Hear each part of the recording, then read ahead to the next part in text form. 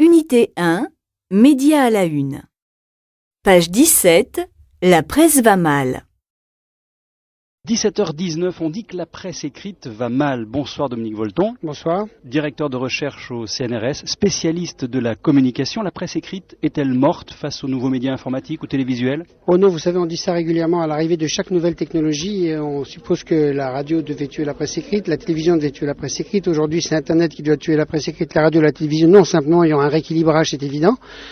Mais surtout, si vous voulez, ce que représente Internet pour la presse écrite, c'est un défi de concurrence, c'est-à-dire que plus il y a d'instantanéité avec Internet, plus il y a d'images avec la télévision, plus naturellement la presse écrite aura un rôle important parce que c'est elle qui fait la durée, l'analyse. Le problème, c'est que ça oblige la presse écrite à faire un aggiornamento. Vous dites sur votre site Internet, l'information va de plus en plus vite, la communication toujours aussi lentement. C'est un peu ça que vous voulez nous dire? Oui, absolument. C'est-à-dire que si vous voulez, vous et moi, on peut accéder à un nombre incalculable de messages, en produire, en distribuer.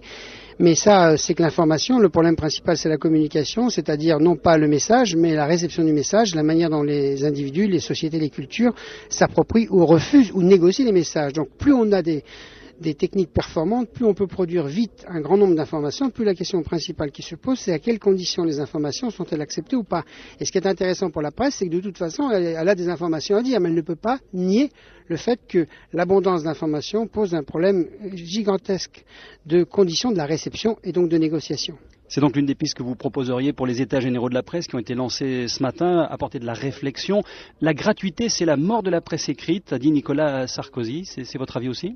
Si vous voulez, oui, pour une part. Il y a deux choses à dire. C'est la mort de la presse écrite parce qu'il n'y a jamais d'information gratuite. Donc quelqu'un la paye. Si personne la paye, c'est la publicité. Donc c'est une forme de subordination. Ça, c'est clair. Ça veut dire que c'est une pierre dans le jardin de la presse parce que si les gens lisent aussi autant la presse gratuite, c'est pas seulement parce qu'elle est gratuite, parce qu'elle est bien faite, courte. Donc ça oblige la presse à réexaminer complètement le contenu et les conditions de production, de vision du monde.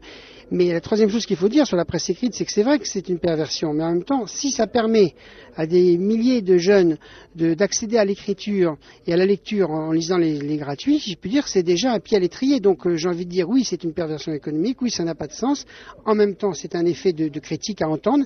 Et du coup, il faut en profiter pour essayer d'attirer ensuite les jeunes vers ce qui est payant en leur disant qu'ils sont prêts à dépenser des milliers d'euros pour tout ce qui est DVD, Internet et compagnie. Et donc, par conséquent, il faut leur faire prendre conscience que le prix de la liberté de la presse, c'est le fait qu'on puisse l'acheter soi-même.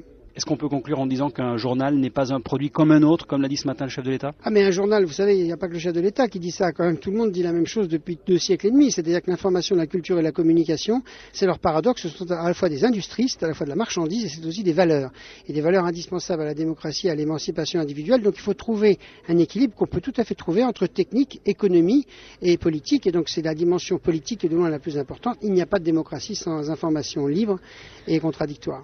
Dominique Volton, directeur de recherche au CNRS et directeur de la revue Hermès consacrée aux mutations de la communication. Hermès qui célèbre cette année ses 20 ans et sort un nouveau format, Les Essentiels, une revue évidemment publiée par les éditions CNRS.